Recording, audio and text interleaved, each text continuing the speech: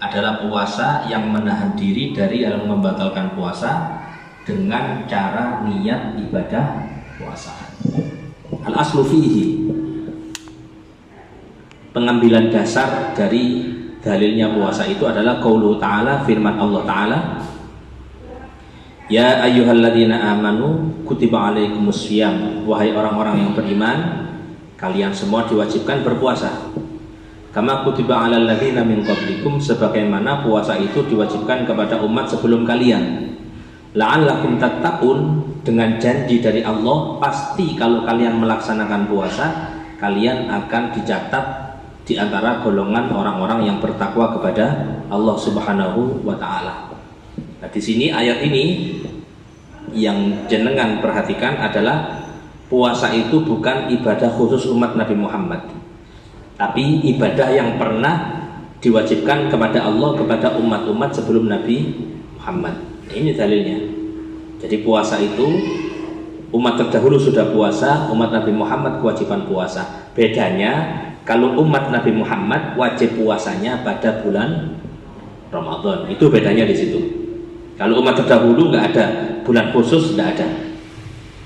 Dan orang kalau puasa maka akan menjadi sebab orang itu digolongkan orang-orang yang bertakwa kepada Allah Subhanahu wa taala. Waktu fardih, ini baca cepet aja sih, karena ini ngulangi dan tapi persiapan untuk nyambut bulan Ramadan. Kapan diwajibkan puasa? Apakah Nabi Muhammad itu dapat wahyu langsung wajib puasa? Enggak. Furido fisanati tsaniyah, ini puasa itu baru wajib pada tahun kedua minal hijrah, dari hijriah. Jadi tahun kedua hijriah, usia Nabi Muhammad berarti 55 tahun. Usia Nabi Muhammad 55 tahun. Itu adalah tahun pertama kali diwajibkan ibadah puasa. Fi syahri Sya'ban, puasa itu turun kewajibannya, ayatnya pada bulan Sya'ban. Bulan Sya'ban turun ayat kewajiban puasa.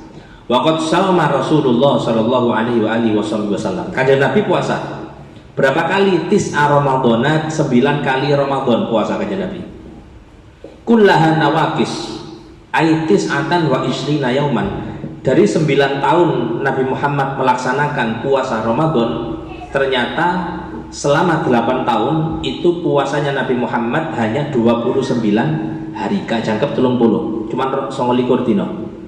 Illa wahidan, kecuali 1 kali, fakamilun, Rasulullah puasanya 30 hari. Jelas dari sini kan? Jadi diambil pemahaman, kesimpulan bahwa puasa itu nggak wajib ketika Rasulullah diangkat menjadi seorang Rasul. Umur 40 berarti Rasulullah wajib puasa, enggak. Tapi puasa itu wajib setelah hijrah, berarti nunggu 15 tahun atau 14 tahun setelah Nabi Muhammad diangkat menjadi seorang Nabi. Jelas ya? Dan dari 9 kali puasa Nabi Muhammad, ternyata Rasulullah puasa itu 8 kali cuman 29 hari. Yang sekali itu sempurna 30 hari. Loh, kenapa kok tidak sempurna? Kenapa kok 29? Jawabannya ya karena memang Nabi Muhammad pada saat itu tidak melihat bulan. Gak ketok bulan nih, sehingga cuman 29. Tapi kalau terlihat, iya, kalau melihat 29, kalau nggak terlihat baru 30. Jelas gitu?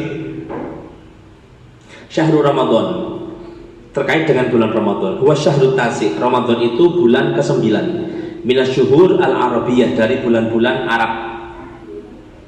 Wahua, dan bulan Ramadan itu afdhalus syuhuri, itu adalah paling mulianya bulan. Di antara 12 bulan, maka bulan Ramadan yang nomor 9 itu adalah bulan yang paling baik. Makanya jumlah bintangi NU biro songo lah ya, 11. Kulo nggak tahu kulo nih.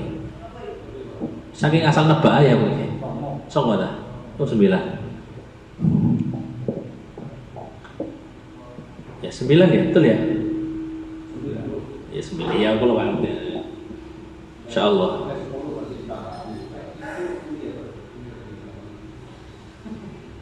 Tak 5 hotel nih.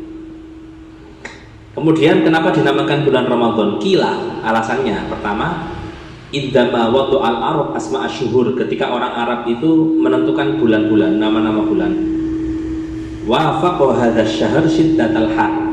Ternyata bulan ini alias bulan Ramadan ini kebarengan atau kebetulan itu pas musim panas, fasamuhu Ramadan minar romdo, maka diberi nama bulan Ramadan diambil dari kata romdo, ay syiddatul har, artinya sangat panas. Jadi Ramadan itu cara pengertiannya ya bulan yang memang panas. Kenapa? Karena ketika orang Arab menamai bulan Ramadan, kebetulan bulan itu kondisinya cuacanya sangat panas. Maksudnya apa sih maksudnya? Paham maksudnya? Musim panas ada nama bulan Ramadan. Oke. Minar romdo diambil dari kata-kata romdo. Apa romdo? Ya tadi syiddatul har, sangat panas. Gampangannya gini loh, wong Indonesia ini kadang lek jenengi lek lahiri April dijenengno Aprilia, lek Februari jenengno Febri kan gitu ya. Gampangannya kayak gitu, gampangannya. Cuman ini kaitannya dengan penamaan bulan. Ini gampangannya gitu. Lek jenengi lek pas Ramadan dijenengno di sana Ramdana itu koncone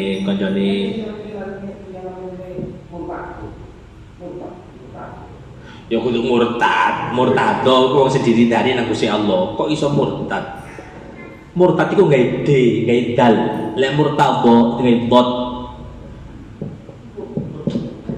bahaya.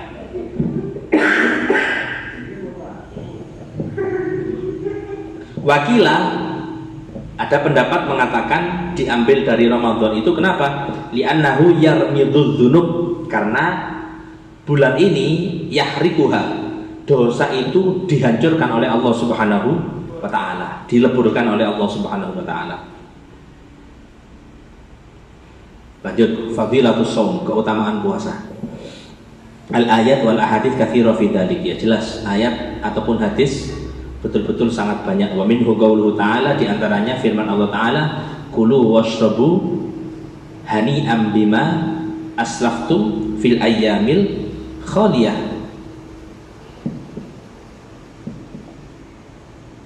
Wa qauluhu was-shaimina was-shaimat wal hafizina furujahum wal hafizat wadz-dzakirina Allaha katsiran wadz-dzakirat a'addallahu lahum maghfiratan wa ajran 'azima.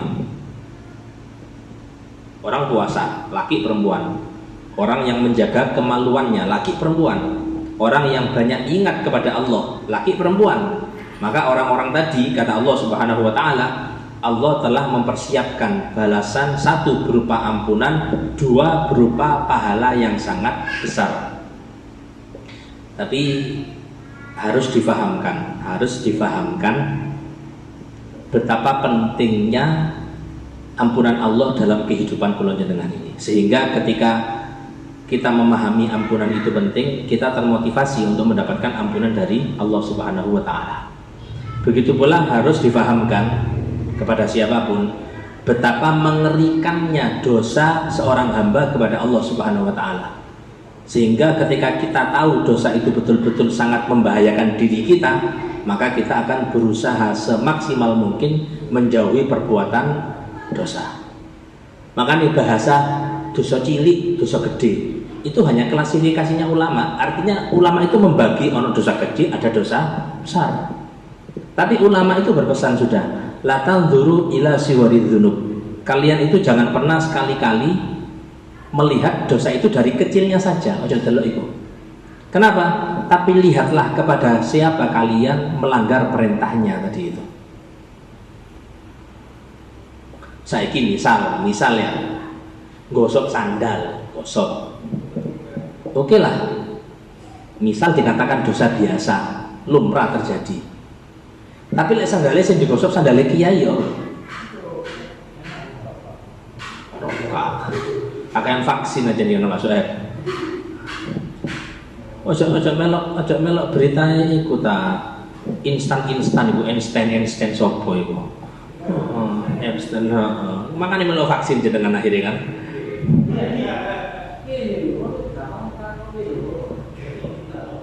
Jelas ya. Jadi gosip dianggap biasa lah, oke. Tapi kalau gosip sandal kiai, dosa besar. Nah sekarang kita maksiat kepada siapa kalau bukan kepada Allah Subhanahu wa Ta'ala? Maka nggak ada istilah dosa kecil itu kalau sudah dikaitkan sama Allah Subhanahu wa Ta'ala. Jadi di sini yang kemarin sempat kulo singgung, semua itu bermula dari kebiasaan kita mendidik karakter, mendidik pribadi, menanamkan hal-hal yang positif atau negatif. Itu dimulai sejak anak-anak betul-betul di usia dini dan menghidupkan pendidikan itu dari pendidikan di keluarga. Contoh, kalau kita sama anak kecil perhatian, jangan minum berdiri, ojo ngombe ngadeg. Terus setiap kali anak berdiri duduk, anak berdiri duduk. Itu nanti kita ndak ada atau kita nggak ngingatin, anak dengan sendirinya ketika dia megang air langsung katanya ngombe lungguh. Ada yang nyuruh? Tidak ada, tertanam sudah. Aku diajarno ambek bapakku, ambek ibuku, lek ngombe kudu lungguh. Dan dia kalau lihat anak kecil berdiri, dia masih negor, duduk, koncone misal. Atau dia cerita kepada kita, mang lo, iku lek ngombe ngadeg. Kenapa kok ada pertanyaan laporan-laporan kayak gitu? Karena dia memahami hal tadi. Makanya aneh kalau misal ada orang tua jarno, kok gede lah paham dewe. Iki awakmu iki belajar nang sapa sih? Kok iso wong tua pemikirane yes dia cetek kalau bahasa kita lah. Kok meremehkan kebaikan sedini di usia dini anak-anak tadi itu tidak bisa kayak gitu. Ini hal yang semacam itu. Kalau itu ditanamkan untuk urusan maksiat, jempol itu. Gak boleh, ini haram, ini gak boleh, ini. Nanti anak dengan tumbuh, oh ini gak oleh, oh ini gak oleh. Terus dia paham. Sehingga dia melihat perbuatan dosa itu betul-betul perbuatan yang membuat dirinya gak enak untuk melakukan. Terdidik, tumbuh dalam taat kepada Allah Subhanahu wa Ta'ala.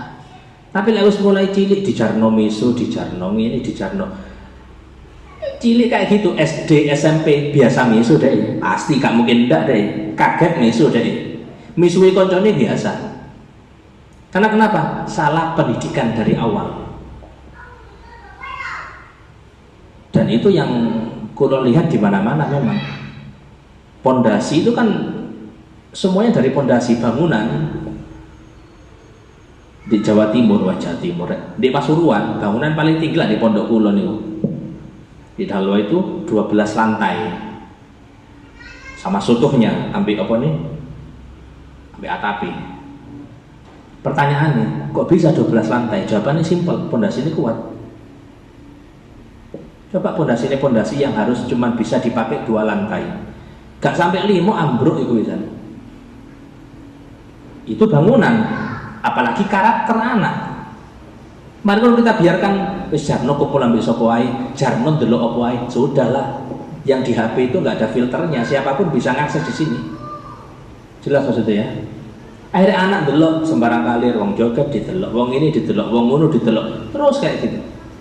Karena sudah membiasakan ada ihmal pembiaran dari orang tua. Ketika orang tua ketat, gak apa-apa. Biarkan dibilang orang tuai ketat, orang tuai, nanti ketika anak itu sudah berpikir sehat, dia akan melihat bahwasanya pendidikan orang tuanya semata-mata ingin menyelamatkan masa depan dirinya. Karena teman yang kulo bilang sama anak Madin, kulo bilang, nak, koncomu atau mungkin di pondok, temanmu yang sekarang membuat kamu gak fokus belajar. Kon di pondok pingin ngaji serius, pingin belajar. Tapi kebetulan kekancan ambek arek sing males, kekancan ambek arek sing seneng nongkrong, ambek arek sing seneng ngobrol, ngomong tok isine. Kamu nggak apa-apa, tinggalin dia. Daripada kamu berteman sama orang yang kayak gitu, kamu korbankan waktumu, pastinya. Kulo sanjang teng lari-lari. Tak bilang 10 tahun lagi kon pi sampai hari ini, dan 10 tahun lagi misal nasibmu nggak bagus, elek, apakah dia mau bantu kamu? Nggak mau. Artinya ojo ngorbanno sesuatu yang kamu perjuangkan. Kalau itu urusan belajarmu, seriusmu, hanya ngeladeni konco sing males, konco sing omong-omongan tok, konco sing gak bisa mendukung kita untuk jadi orang baik. Sama, itu berlakukan itu untuk anak kita. Kalau dia mau lihat HP, pantau HP-nya, apa sing didelok, ojo sampai sing ngawur. Kula mau ziarah ke sowan ke salah satu kiai hafid Quran, guru kula Yai Hamdan. Di mana? Di taman. Abi khotam 30 juz sanad ke beliau ke Yai Arwani, beliau ke beberapa kiai. Ke Mbak Arwani itu ngambil sanad tapi binadhar, melihat, nggak sampai setoran karena Mbak Yai Arwani sudah keburu wafat, meninggal dunia. Kula sowan sore, istri ya sibuk-sibuknya di TPQ, anak-anak semuanya ngaji TPQ. Jadi kula sowan, kula abi umi. Pulang dari situ langsung kula bilang ke umi, "Mi, apa? Ya apa anjani menanamkan jejak dini sowan ke kiai itu jempol memang. Bukan hanya untuk kita sebagai orang tua nirakati anak ndak, tapi anak itu diikut sertakan. Supaya anak itu memahami, oh wong solih iku diambil barokai, wong solih iku digoleki dungane, wong solih iku kudu dihormati, kudu itu sejak dini. Gak bisa moro-moro jarno lek gede lah paham-paham dewi. Ya akhirnya melok sekarang itu akhirnya nanti ikut-ikutan ngilono kiai, ngilono ulama, ngilono gini dan gitu. Tapi ketika sejak dini kita tanamkan, nak Salim nak itu ustadz, nak Salim itu kiai, itu bunyai. Mulai kecil ditanamkan kayak gitu, nanti dia pasti paham. Bu, kiai itu apa sih bu? Ustadz itu apa sih bu? Ibunya jelaskan, orang tuanya jelasin. Oh beliau itu orang yang punya ilmu, orang yang bisa ngamalkan, orang yang tertanam dari dirinya.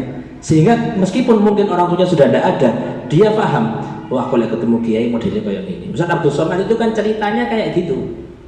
UAS itu salah satu pendidikan orang tuanya, ibu kalau tidak salah, terkait dengan Quraisy. Apa namanya?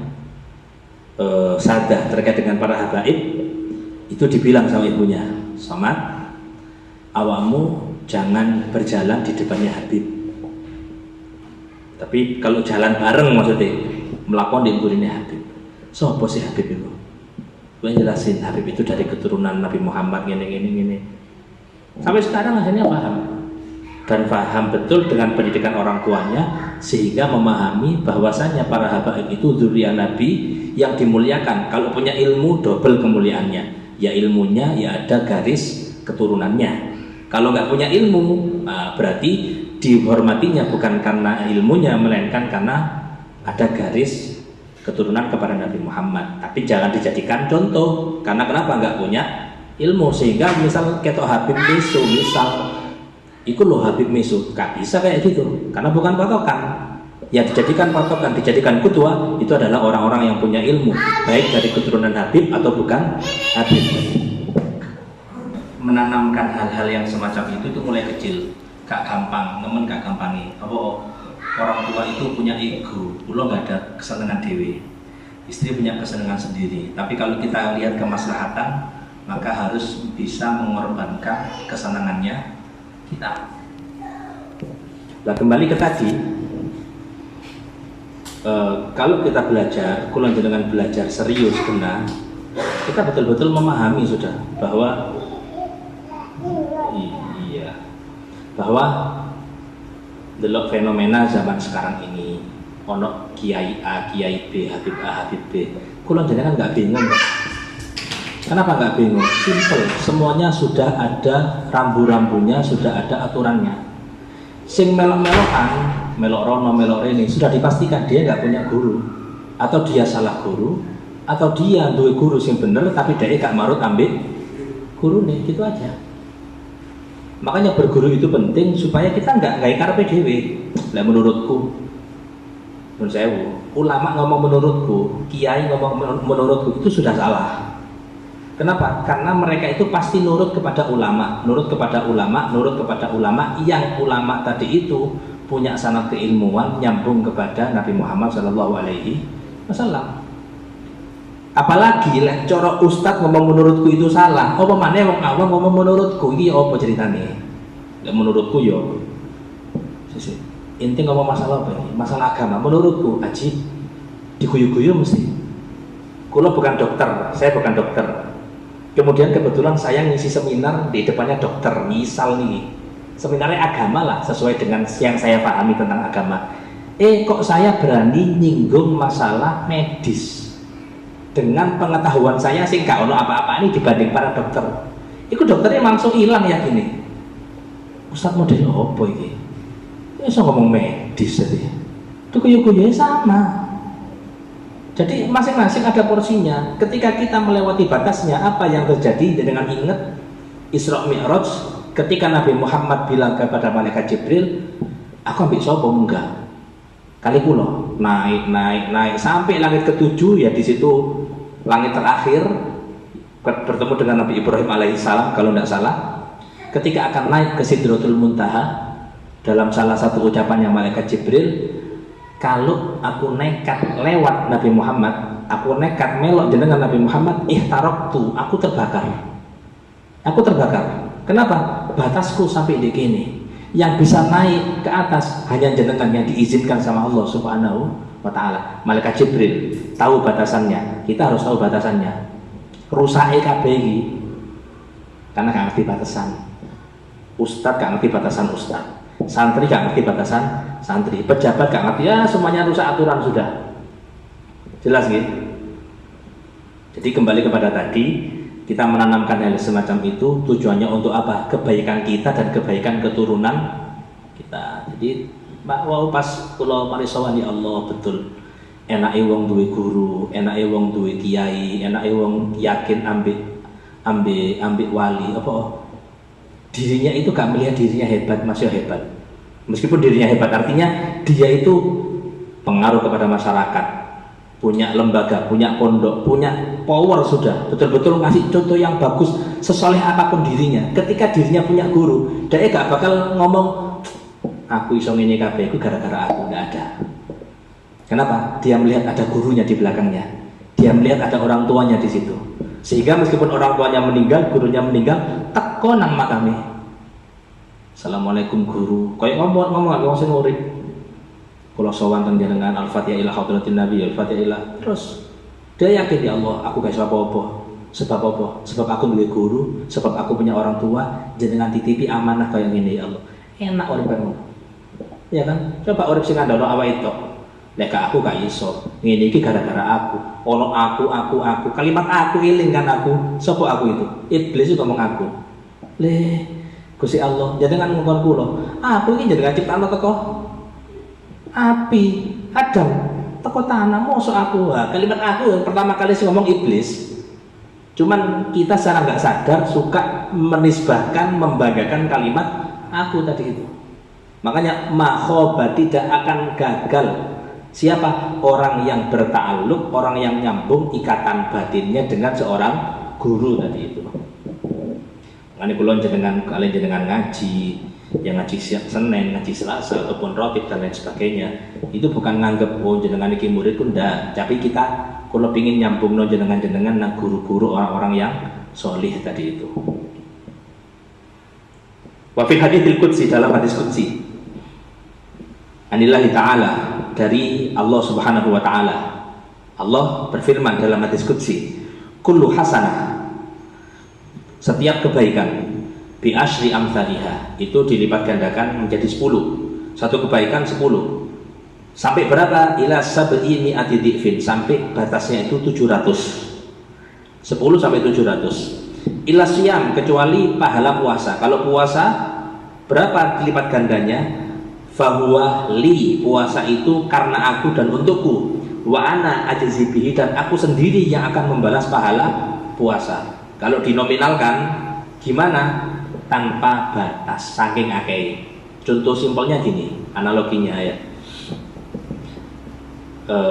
Sebagai pemilik perusahaan, misal Pak Sueb memiliki perusahaan. Mari ngono, sing bagian gaji sekretarisnya mungkin atau apa, kalau mboten Semar atau bendahara ya ini bendahara. Nah, jarene Pak Sueb iki fulan oleh gaji sakmene, fulan oleh gaji sakmene. Gajinya sesuai dengan kerjanya, sesuai dengan skillnya, dan juga sesuai dengan masa baktinya dia. Tambah suwe maka tambah besar gajinya. Ini ya gambarnya kayak gitu. Ono sing 1 juta, ono 2 juta, ono sing bahkan 20 juta. Misal hari takon ini ada 100 karyawan, tapi kok 10 karyawan nggak masuk list gaji nih. Jarene Pak Sueb, oh iku jare aku. Nah, iku apa jare aku, kono aja melo-melo gajine wong iku. Kenapa? Menunjukkan 10 orang itu bukan orang biasa yang nominalnya ditentukan tadi. Apa jare aku, akeh dan layak mendapat gaji yang lebih dari situ. Itu gambaran ibadah puasa, istimewanya wong poso. Makanya biasa nih wong-wong tirakat identik kudu sholat. Sing pingin sakti, pingin miber, pingin hal-hal sing rada-rada aneh itu. Tirakatnya apa? Poso. Loh, kalau kita pingin kayak gitu boleh Ustaz. Kan Nabi Muhammad bilang, innamal a'malu binniyat. Pinginnya apa? Sakti. Insya Allah sakti. Tapi apakah Anda nanti jadi orang solih? Enggak. Jawabannya enggak. Enggak itu bukan pasti. Bisa jadi orang solih, bisa jadi ya enggak solih. Karena kenapa? Niatnya bukan ibadah, tapi niatnya karena ingin ngejar kesaktian. Paham Mas Sueb? Pak Sueb poso, gak ngaji nanti Pak Sueb. Siang Ustaz, bilang rencananya 3 bulan. Wah, gaya tok. Mari ngono Pak Sueb kate ngaji, sepeda tak delok. Gak ono Pak Sueb. Miber kula Ustaz. Oh, gaya tok. Mari 3 bulan poso miber saiki. Langsung tak pasang jaring-jaring di dukun nau.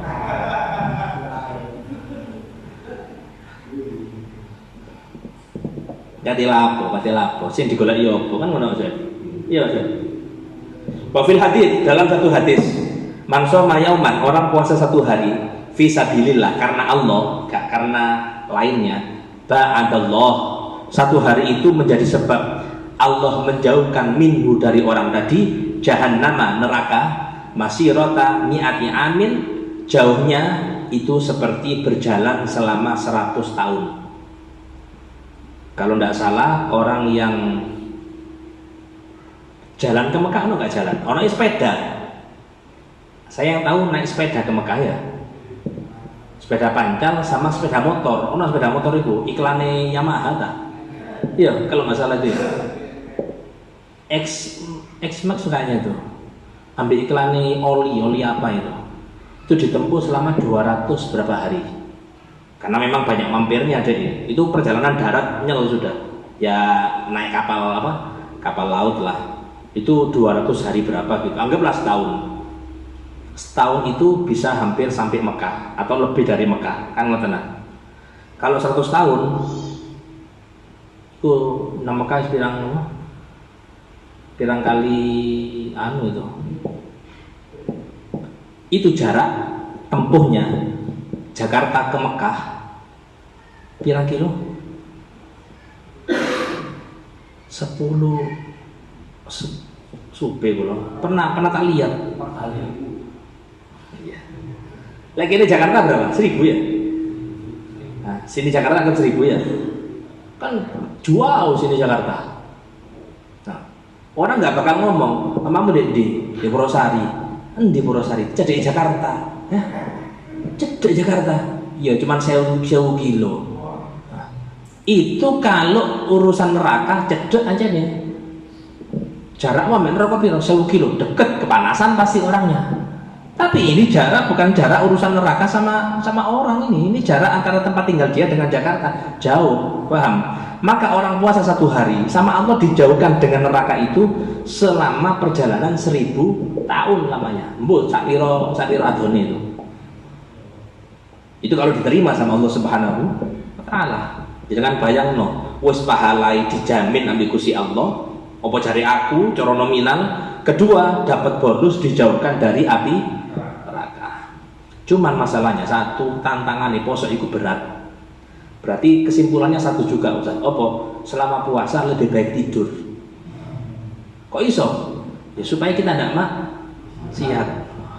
Ya, jadi kon lek uripmu maksiat tok ngono aja isi pikirane aja wis turu wae ae gak apa-apa. Ya aja ya. Berarti urip cara urip ngono kan urip gak berkualitas asline. Ya ndak apa-apa kok ada cilik ae maksudnya pada cilik iso maksudnya.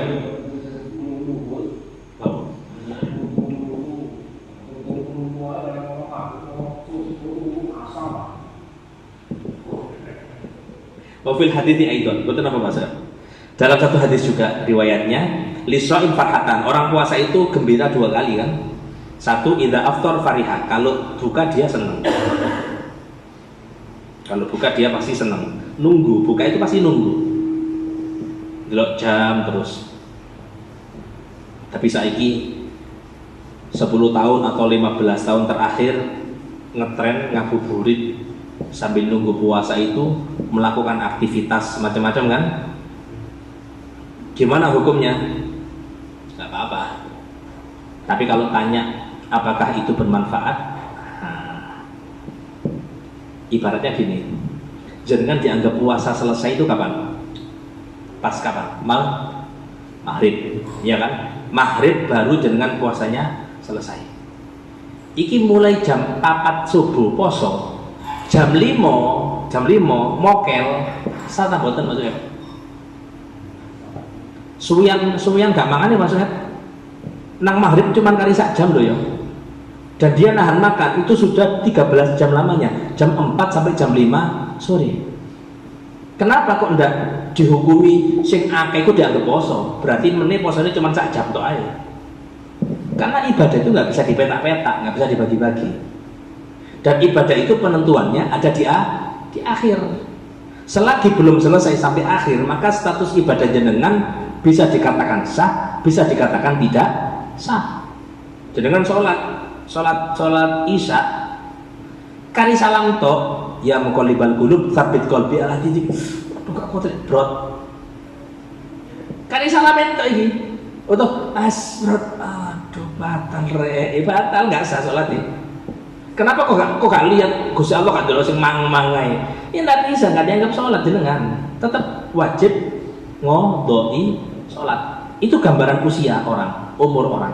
Seapi apapun dia, umur mulai bayi seumpamane, mulai bayi wis ngaji seumpamane, sampai umur swidak kan sedina murtad Mas Soeb. Ya ilang Mas Soeb. Waliyadzubillah, ilang kabeh, enggak dianggap semuanya. Terus Allah lihat akhirnya kita. Paham Mas Soeb? Makanya harus hati-hati. Jadi orang itu kalau sudah mau buka puasa, dia pasti akan gembira, pasti akan senang. Idza aftar fariha wa idza laqiya Allah fariha bisaumi, dan nanti di akhirat ketika dia akan berjumpa dengan Allah, maka dia dengan bangganya membawa pahala puasa karena ada jaminan puasa itu pahalanya dijamin sama Allah Subhanahu wa taala. Aku meninggal bawa pahala puasa. Buang ganemen itu. Karena jenengan nek pengin tirakat ya selain sodako, tirakat itu tirakat tambah soro tirakate tambah gede hasilnya. Aku pingin anakku jadi wong solih, aku pingin anakku jadi penghafal Quran, aku pingin gak usah ngelebokno anak, bukan gak usah, artinya gak cukup memasukkan anak di pendidikan Quran. Aku pingin anakku hafal Quran, gak cukup memasukkan anak di pendidikan Quran kalau orang tuanya gak tirakat. Wong tua ini misal si pancet solate bolong-bolong, si pancet nang tonggo ngelama, si pancet mari ngono pingin duwe anak hafal Quran ngene-ngene berat. Tapi Allah ya fa'al ma yasha, Allah punya kehendak ya, Allah punya kehendak. Tapi kita membahas ikhtiar kita. Mari duwe anak iso ngapal Quran, akhlaknya apik, orang tuanya nggak bagus, soro hati ini model kayak ngono. Mungkin sukses anaknya hafal Quran, tapi orang tapi ini ternyata dengan hafalan Qurannya dia jadi anak yang sombong. Ternyata dia menjadi melawan kepada orang tuanya karena orang tuanya bodoh nggak tahu bacaan Al-Quran. Paham Mbak Soeb? Jadi ibaratnya gini, kalau kula supe dauni Abu ya sabatul ilim, betul ya, sabatul ilim, Abuya itu Abuya Maliki Allah yarhamuh. Beliau itu punya banyak nasihat, banyak statement yang bisa kita ambil sebagai pegangan kita. Salah satunya kalau kemarin sowan ke salah satu kiai, salah satu pondok di Surabaya, beliau alumninya Abuya Maliki. Ketika saya masuk di ruang tamunya, aku melihat ada tulisan nasihat dari Abuya Maliki. Beliau bilang, kata Abuya Maliki,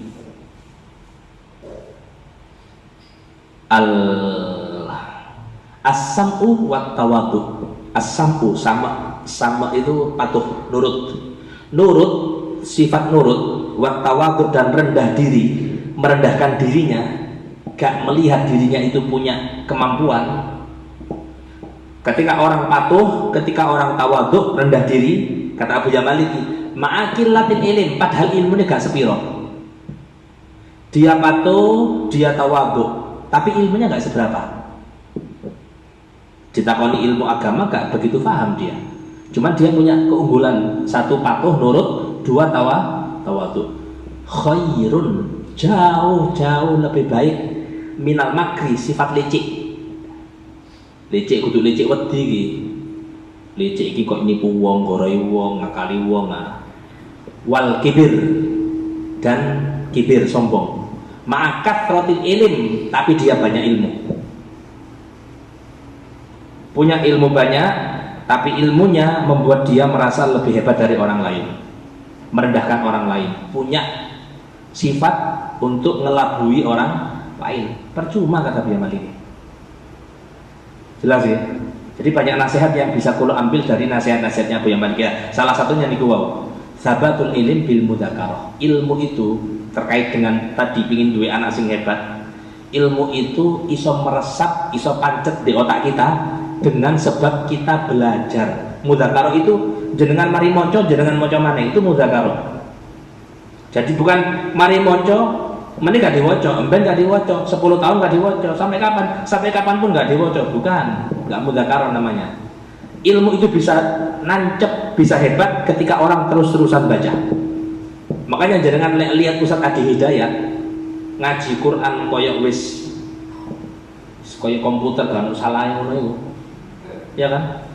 Sebabnya apa? Langsung hafalannya koyok ngono, ndak ono. Ngajine diulang-ulang. Kene gak usah 30 juz 30 bulet. Wong maca setahun sepisan. Ya kan? Ngimami tarawih. Mulai al-takatsur, al-hakumut takatsur sampai al-lahab. Ambulet karepe dhewe gak mari-mari. Macane apa? Setahun sepisan.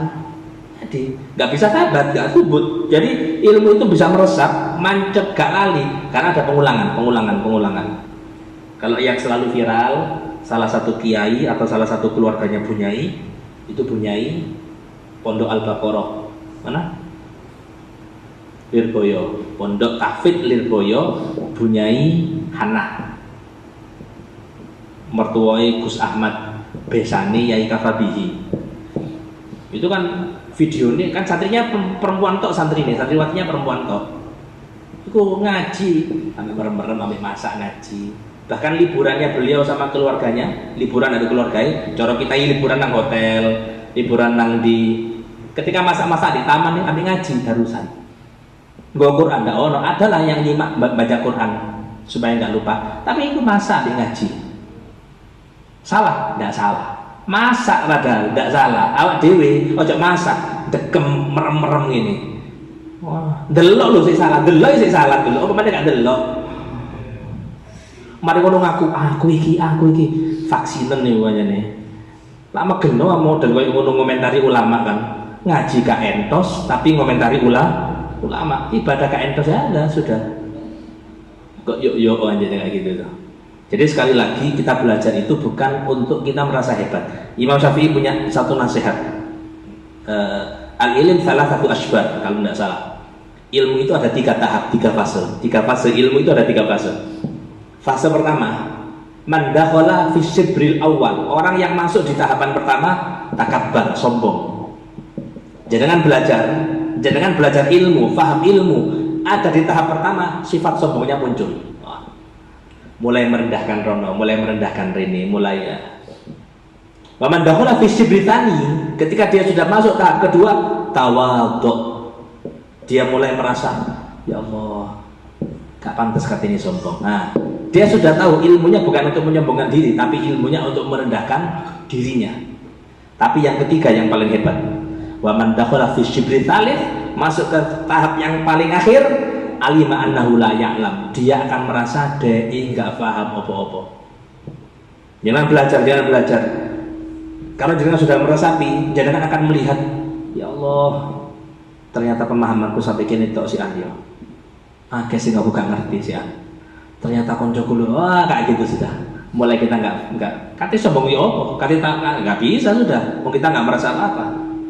Masalahnya orang itu ada di tahap pertama berhenti. Apa yang muncul? Sombong muncul lagi itu, ya kan? Belajar setahun, ngerosok alimi sampai mati, belayan kayak gitu. Jelas ya? Alim mutahatik, wong alim tapi sing wani, orang alim tapi yang berani, itu bahaya. Au jahil mutanasik, atau jahil bodoh tapi mutanasik, rajin ibadah. Ini dua orang, kata Imam Ali, Sayyidina Ali, dua orang perusak agama. Satu alim mutahatik, tahu ilmu tapi ilmunya dipakai untuk memanfaatkan, ngambil apa namanya jabatan, ngambil unsur duniawi. Yang kedua jahil mutanasik, orang bodoh tapi rajin ibadah. Loh, kenapa kok rajin ibadah itu salah? Karena dia bodoh. Coba wong sing duwe wiritan, pegawainya wiritan, sholawat kan api, sholawat itu bagus, ya kan? Ngaji Quran api, istighfar api. Tapi ada kewajiban. Apa kewajibannya? Mempelajari ilmu agama. Orang kalau sudah punya kebiasaan wiritan, sholat sunnah, ajaan ngaji aja. Tidak. Karena dia merasa hebat sudah. Ada jahil mutanasik.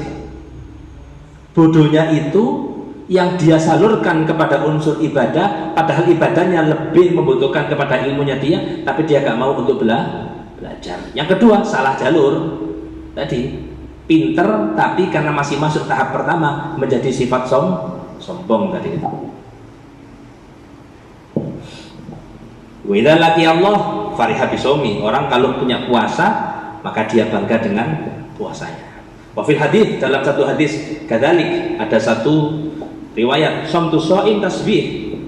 Wong puasa itu menang dihitung maca subhanallah. Berarti kalau kita scroll HP dihitung subhanallah, Ustaz. Awak dhewe ndelok Instagram, ndelok Shopee lah, ngelebokno barang-barang nang keranjang tapi gak dituku-tuku, dilepono ini keranjang sampai 99 apa? Ya 99 ya. 99 kalian ngetok berapa? 99. Oh, pokoknya kowe gak iso maneh, keranjang penuh. Gak tau tuku tapi deh. Apakah terhitung tasbih, Ustaz? Ya. Lek malaikat duwe nafsu ya kaya aku. Ya gregeten delok umur kaya ngono lah. Cuman malaikat banyak nafsu, tenang ae. Malaikat gak bakal greget delok jenengan. Ini diamnya orang puasa itu tergolong tasbih subhanallah. Wa naumu ibadah. Tidurnya terhitung orang yang sedang beribadah. Wa du'auhu mustajab, doanya mustajab. Wa amaluhu mudha'af, amal ibadahnya mudha'af. Dari empat ini, diam, tidur, dungo, amal. Empat ini jenengan kalau milih 1 sama 2 lah rugi ya. Itu pola pikir orang pingin sukses. Paham ya? Misal aku pingin sukses urusan akhirat, ojo mikir 2 iki, ojo mikir turu ambek meneng. Tapi yang dikejar 2 yang akhir, dungo ambek beramal. Tapi orang sing penting coro kita punya anak, jangan anak kita sudah, coro wong tua duwe anak, lakon, nak, ya apa ujianmu saiki? Jawabannya anaknya, pokoknya yang penting aku munggah kelas pak. Kita jadi orang tua ini mangkel. Yang penting aku munggah kelas. Perasaan aku ngelahirno kon, ya aku ngelahirno gitu. Aku di anak kon ini bikin 2 anak yang prestasi. Cita-citamu yang penting munggah kelas tadi. Munggah, betul munggah. Cara rata-rata 6 pas, rata-rata 6 pas. Iki lamun kurang sak nilai 5,9. Gak munggah iki arek. Tapi dai, nah kan munggah Pak. Saya bangga dek koyo ngono. Itu kita harus geleng-geleng. Kok iso pikirannya koyo ngono. Ada pikiran orang tadi. Sebetulnya lah turu ah. Sebetulnya lah gak maksiat. Ya padha duwe anak model koyo ngono iku mang. Apa nih sudah banggakan? Ketika anak ngomong kayak gitu, kita nggak bangga. Bahkan kita nggak bilang ke teman kita, ya apa anakmu? Juara. Anakku yang penting munggah jadi. Apa sih dibanggakan lagi? Apa dari kabar kayak gitu? Apa nih? Tapi coba kalau kita punya anak, Masya Allah anakku kondok, aku pingin juara, aku pingin apal Quran, aku pingin gurung tercapai. Kita sebagai orang tua sudah antusias juga. Masya Allah, cita-cita tinggi. Dilama. Jadi kalau kita ingin sukses, pemikiran kita sehat, normal, kita mengamalkan yang 2, 3, 3, 4. Yang 1, 2 itu pas kesel turu ibadah, pas gak lapo-lapo meneng ngambil ngeteni apa terhitung tasbih. Bukan prioritas ini tidurnya sama diamnya. Paham maksudnya? Asyam junnah wa hisnun hasin minan nar. Puasa itu adalah tameng, perisai, dan yang benteng yang kokoh dari api neraka. Jadi orang itu nggak bakal masuk neraka kalau pahala puasanya diterima oleh Allah Subhanahu wa Ta'ala. Akamusom ini akamusom lah diwaca atau 2 titik. Tak loncat nang haram. Halaman 248, 2 halaman setelahnya 248. Poin 4, nomor 4 itu haramun wa yanqasim ila qismain. Haram terbagi 2. Haram terbagi 2. Satu haramun ma'asihah, satu haram sah. Haram sah. Haram tapi sah. Lho ya apa haram tapi sah? Kok ngene, jenengan sholat tapi sarunge gosok tekon coni. Sah apa ndak sholatnya Mas? Sah. Loh, kok ya sah kan sarunge gosok? Gak ono kaitan sholat sah ndak sah itu dengan sarung gosok atau enggak gosok. Tapi sing pasti nggak diterima sholatnya. Cuman sah, kenapa? Karena sarungnya sudah menutupi aurat, selesai sudah. Bagi sarungku dewe, tapi bolong, ya nggak sah padha wae. Sarungku dewe kok, masuk gak sah sholatnya? Masalahnya bukan karena sarungmu, tapi sarungmu gak nutup aurat. Digangi bokongnya kebuka, maksudnya bolong, maksudnya ya nggak sah, maksudnya. Iya. Sarung gosok tapi nutupi aurat sah, tapi gak diterima. Haram masuk jelas. Ini puasanya istri somu zauja biduni idni zaujiha, tanpa izin suaminya, kecuali puasa Ramadan. Puasa Ramadan nggak usah izin. Gak izin bojone, gak izin sing lanang, moro-moro puasa Senin. Haram hukumnya. Gimana kalau suami itu mengizinkannya mutlak? Mutlak itu nggak ada kaitan. Misal sing lanang ngomong, "Dek, kon kate poso dino wae, monggo gak apa-apa." Cek gak usah kesal-kesal kate izin nang aku. Intine lek pengen katene poso, izine misal isu gak jadi masalah. Nah, kita mengizinkannya dari awal model kayak gitu. Jadi ketika istri puasa tanpa izin dari kita di malam harinya atau besoknya, itu nggak jadi masalah karena secara nggak langsung kita memberi kebebasan kepada istri untuk berpuasa. Jelas ya? Yang kedua, haramun ma'adami sihah ini kising Pak Sueb takon wingi. Haram ndak sah mana? Haram ndak sah. Yang 1, 2, 3 ada 5 gambaran. Yang poin 1, 2, 3 itu tanpa kompromi, gak ada pengecualian. 1 hari raya Idul Fitri, 2 Idul Adha, 3 hari tasyrik. Tasyrik kan 3 hari. Makanya kalau jenengan ditanya dalam 1 tahun berapa hari orang dilarang puasa tanpa ada pengecualian? 5 hari. Idul Fitri, Adha, hari tasyrik 3. 5 hari ini nggak boleh puasa sunnah, nggak boleh puasa kodok Ramadan, nggak boleh. Aku pingin puasa kodok Ramadan saya kita tanggal piro 1 Syawal, nggak boleh. Loh, kodok Ramadan wajib loh ya? Iya wajib. Apa kok puasa nggak oleh tanggal 1? Dilarang memang menurut syariat. Jelas gini. Jadi karena bertentangan hukum haramnya tadi itu, maka ngodoknya di tahun atau di tanggal itu nggak boleh. Yang poin 4 sama poin 5, poin 4, 5 itu haram tapi ada pengecualian. 1, puasa separuh terakhir bulan Sya'ban. separuh terakhir bulan Sya'ban. Berarti kalau hari itu 30 hari, separuh terakhir tanggal 16 sampai tanggal 30 Pak Soeb. Gak oleh poso Pak Soeb. Jelas. Tapi kan tadi kalau bilang apa pengecualian? Apa pengecualiannya? Satu, jenengan kodok. Aku burung nyauri poso tahun ini. Kodok gak apa-apa. Dua, pengecualiannya puasa sunnah Senin Kamis kalau rutin. Gak rutin gak oleh. Poso nggak wingi Senin, nggak poso. Tapi aku Senin sing ikit bikin poso, nggak boleh, karena itu bukan rutinan Anda. Tapi kalau sudah jadi rutinan, maka nggak apa-apa puasa di separuh terakhir bulan Sya'ban. Tiga, pengecualiannya kalau dengan sambung tanggal sebelumnya. Berarti haram tanggal berapa? 16. Jenengan tanggal 15 poso. Ketika 15 puasa, 16 boleh puasa. Ketika jenengan tanggal 16 puasa, 17 boleh puasa. 17 ternyata milih nggak poso, kesel aku, berarti otomatis 18-nya dilarang puasa. Jadi 16 sampai akhir lepingin poso 3 tadi, imma kodok, imma punya rutinan, atau disambung mulai tanggal 15-nya. Paham Pak Soeb? Kejawab bisa ya. Yang nomor 5,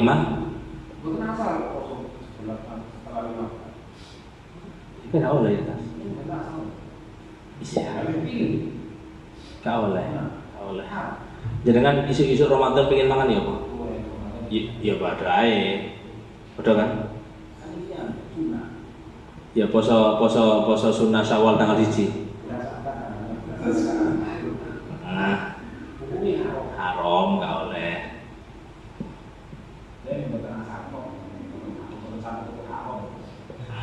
Gak oleh masih haram maksudnya. Ada nggak bikin poso loh, tapi haram ini jenengan dapat pahala loh ya. Jenengan dapat pahala ketika jenengan meninggalkannya karena memang unsur nggak taat dengan syariat. Contoh misal, kalau ono pingin poso wisan, cara rencana, aku pingin poso indilah loh, tanggal 16 sih iya kan? Berarti jenengan apa? Jenengan nggak puasanya karena kenapa? Karena meninggalkan yang haram, dapat pahala jenengan. Oh berarti kabeh oleh pahala? Ya ndak, sing oleh pahala iku wong sing wis niat poso dan kebetulan niatnya itu berbarengan dengan tanggal 16 sampai akhir. Beda lah direncanakno. Kon nggak poso Sya'ban ta? Engko ais baru terakhir. Ya gak oleh pahala aja nih wong direncana toko awal. Milih waktu yang diharamkan untuk puasa. Jelas ya? Padha ambek misal Pak Soeb ditakoni nang Hanif. Ya Mas Soeb, apa? Gak main mana ta? Main kartu lho Mas Soeb. Misal totoan ndak tekortok aku. Pas Soeb gak main, alasannya apa? Balik kalah. Oleh pahala? Ndak oleh. Tapi Mas Soeb gak main Mas Soeb ndak. Apa? Yo mosok katene koyo ngono terus saiki wis tobat aku. Gak maine Pak Soeb karena meninggalkan sing haram, maka Pak Soeb boleh pahala. Jadi ya temen kita tuh meninggalkan yang haram itu dapat pahala kan? Kan secara pengertian kayak gitu. Meninggalkan haram, kan haram kalau ditinggalkan dapat pahala, kalau dilakukan dapat dosa. Tapi garisnya yang harus digarisbawahi dengan niat taat kepada syariat. Dijak bengi lapo nyolong misal apa sih bengi lapo bengi sih ya nyolong bu lapo katene berangkat tiba di jeding, aduh aku kesel ya aku gak situ rek misal oleh pahala ndak oleh pahala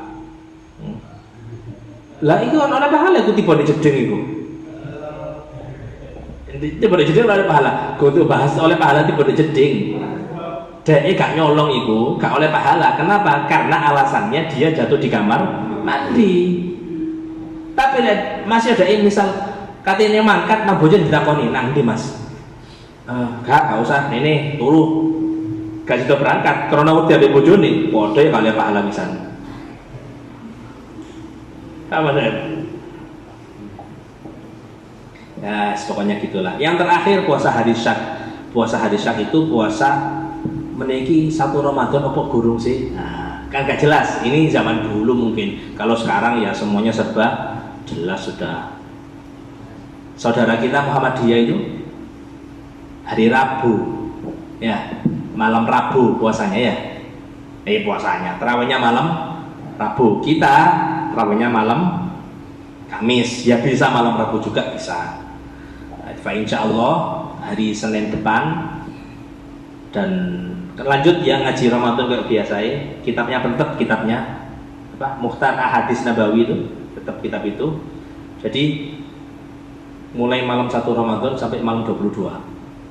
Malam 22. 23 antum sudah bisa ikut khotaman nanti. Atau paling awal 21 atau 20. Antara itu 20, 21, 22 antara 3 itu sudah. Yang Medi hari berapa? Pertama 15 aman berarti. Jadi antara 2 ngaji. Sing masuk aman ya. Jadi biasanya 19 ya. Jadi ngajinya selama 20 hari atau 22 hari mentok, antara 20 sampai 22 hari, habis tarawih langsung kitabnya tetap. Untuk ngaji ini kan berarti tinggal Senin besok. Ya kan? Senin, Rebunya emben iki kene wis ngaji. Kalau saiki misal minggu depan hari Senin, emben apa dhewe wis salat tarawih kan gitu. Kalau pikir, ya bukan kalau pikir sih, mertua kulo ngajak kulo hadir acara hari Senin, iso hadir, insya Allah bilang gitu. Jadi ada acara, kalau diajak hari Senin, timbangan diperai, tak kayak Selasa ngaji nih. Tapi tak umumkan di grup, paling tidak jadi kan sudah tahu lah. Jadi misal di grup kalau sudah saya bilang ngajinya diundur hari Selasa, ya berarti nyambung sudah Selasa ngaji ini terakhir, besoknya langsung nyambung ngaji bulan Ramadan. Jelas gitu? Kalau tidak ada, kalau pengumumannya normal ya berarti Senin normal sudah. Karena nanti ya. Ada pertanyaan?